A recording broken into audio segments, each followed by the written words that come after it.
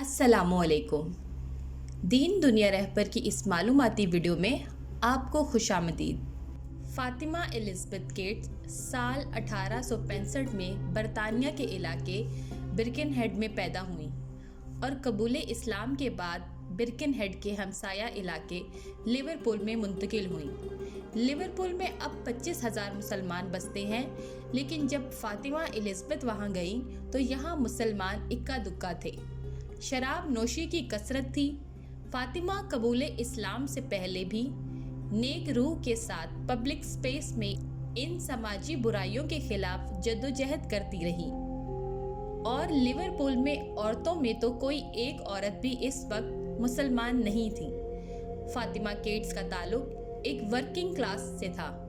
Fatima Elizabeth Gates نے 1887 میں اسلام کے حوالے سے اور حضرت محمد صلی اللہ علیہ وآلہ وسلم کی ذات اقدس کے حوالے سے چند خطاب سنے، اور انہیں مشورہ دیا گیا کہ قرآن مجید کا مطالعہ کیجیے اور اپنا ذہن خود بنائیں۔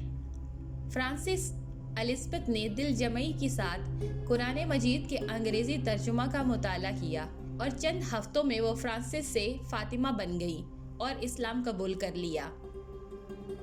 لیکن اسلام قبول کرنے کے بعد ان کی تکالیف میں بے پناہ اضافہ ہو گیا، اور ان کا خاندان بالخصوص شوہر نے ان پر سخت ذہنی و جسمانی تشدد شروع کر دیا، یہاں تک کہ بات اس قدر بڑھ گئی فاطمہ کے چہرے پر زخموں کے نشان واضح نظر آنے لگے۔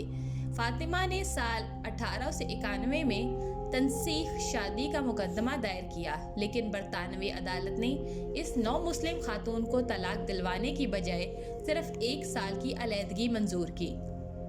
فاطمہ نے قبول اسلام کے بعد مڑ کر نہیں دیکھا۔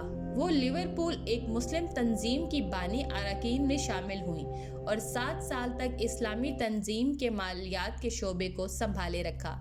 لیورپول میں اس وقت کوئی مسجد نہیں تھی۔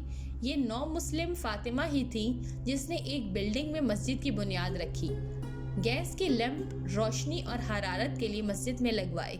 یہاں بھی فاطمہ کو سخت مزاحمت کا سامنا رہا، کیونکہ اس نوزائیدہ مسجد کے شیشے لیورپول کے تعصب سے بھرے غیر مسلم ہمسائے آئے روز توڑ دیا کرتے تھے۔ فاطمہ نے نہایت جوانمردی سے ان سب تکالیف اور شوہر کے تشدد کو صبر سے برداشت کیا، اور نوزائیدہ مسجد میں ایمانی حرارت کو برقرار رکھا، اور اپنی شاعری میں بھی قرآن کے پیغامات کو بیان کیا۔ یاد رہے کہ یہ سب کرتے ہوئے فاطمہ کی عمر صرف 20 سے 30 سال کے درمیان تھی۔ فاطمہ کا 35 سال کی عمر میں جواں عمری میں مشیت ایزدی کے تحت نمونیا سے انتقال ہو گیا۔ مرتے وقت اس پاک باز نو مسلم کے لبوں پہ کلمہ شہادت تھا۔ اس لیورپول میں گمنامی میں دفنا دیا گیا۔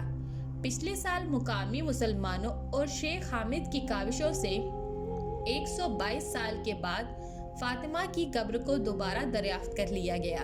ان کی قبر کے خطبے پر ان کے ایک دعائیہ شعر بھی درج ہے: اے اللہ، پھر ہماری پوری توجہ یکسوئی کے ساتھ صراط مستقیم پر مرکوز رکھ، جس کی بابت خدا نے خبردار کیا ہے، وہ محفوظ صراط مستقیم پر مبنی راستہ جس پر چل کر ہم ابدی جنتوں تک جا پہنچے۔